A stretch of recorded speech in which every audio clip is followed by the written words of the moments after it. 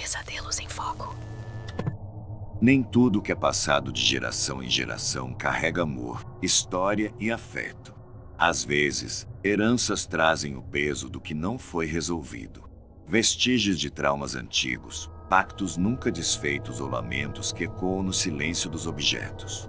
Em meio a gavetas velhas, porões abafados e caixas esquecidas, moram coisas que jamais deveriam ser encontradas. A peneira de Madalena. Na cidade de Passo Fundo, interior do Rio Grande do Sul, vive Marta, uma professora aposentada que herdou a casa da avó, Dona Madalena, parteira respeitada e temida, conhecida por adivinhar quando uma criança nasceria morta. A casa tinha cheiro de ervas secas e madeira encharcada. No sótão, entre utensílios velhos e bonecas sem olhos, Marta encontrou uma peneira artesanal, de aro de ferro e malha de couro ressecado. Ao tocá-la, sentiu um arrepio subir pela espinha. No cabo, uma inscrição quase apagada: separa o que deve nascer. Curiosa, Marta limpou o objeto e o pendurou na cozinha, acima da pia. Naquela noite, ouviu um som estranho vindo de lá, como areia escorrendo. Quando foi verificar, a peneira pingava um líquido escuro.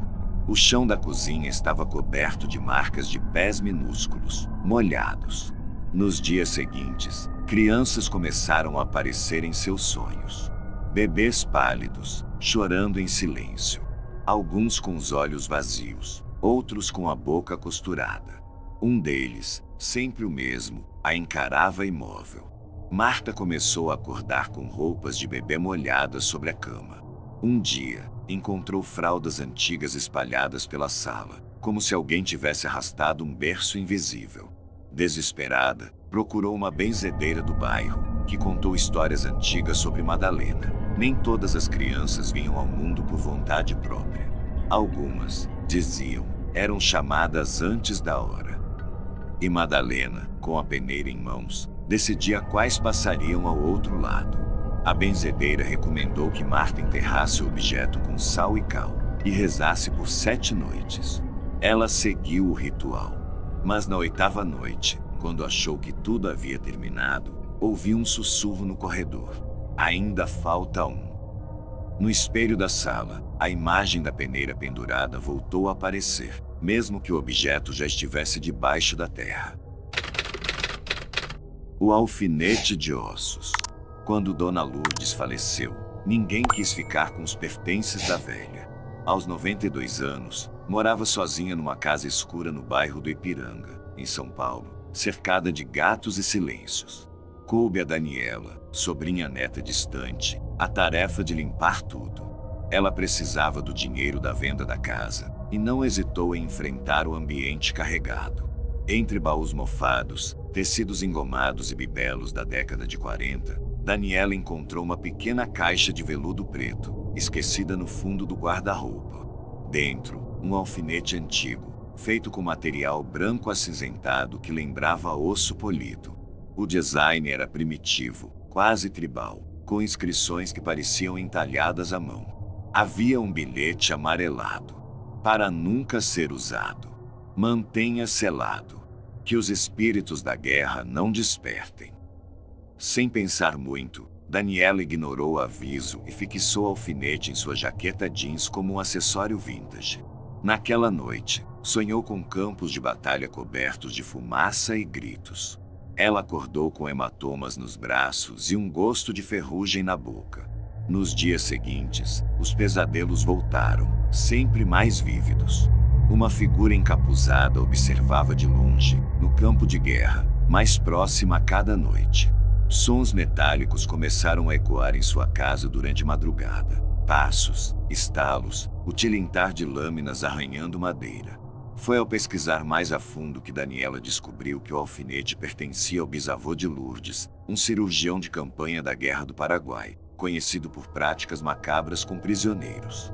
Reza a lenda que ele confeccionava joias com ossos de soldados caídos, e que este alfinete fora o último, feito com o osso de um bruxo guarani que amaldiçoou o artefato antes de perder a vida. Daniela tentou se livrar do alfinete, jogando em um córrego, mas ele sempre reaparecia no fundo do seu armário. Ela trancou a caixa de veludo em uma mala com corrente e a selou com concreto. Desde então, dorme em silêncio. Mas o som de passos voltou a 2 noites. Mais próximos. Mais pesados. A navalha de Almiro. A navalha chegou até Caio num domingo abafado, no enterro do avô, no envelope pardo com seu nome rabiscado a caneta azul. A letra tremida denunciava que tinha sido escrita às pressas, talvez por mãos já resignadas com o fim. O envelope foi entregue pela tia Lourdes, a mais velha da família, que não quis olhar Caio nos olhos ao passar o embrulho. Era do seu bisavô Almiro. Papai queria que fosse sua agora.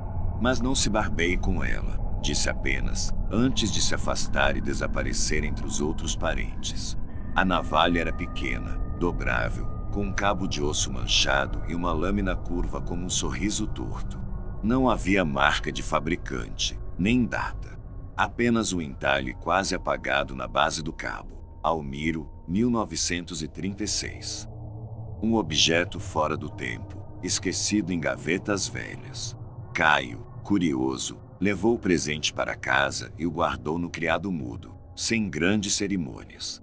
Na primeira semana, tudo parecia normal. A vida seguiu sua rotina abafada. O trabalho no escritório de contabilidade, os almoços solitários, o ronco do ventilador de teto. Mas então começaram os sonhos.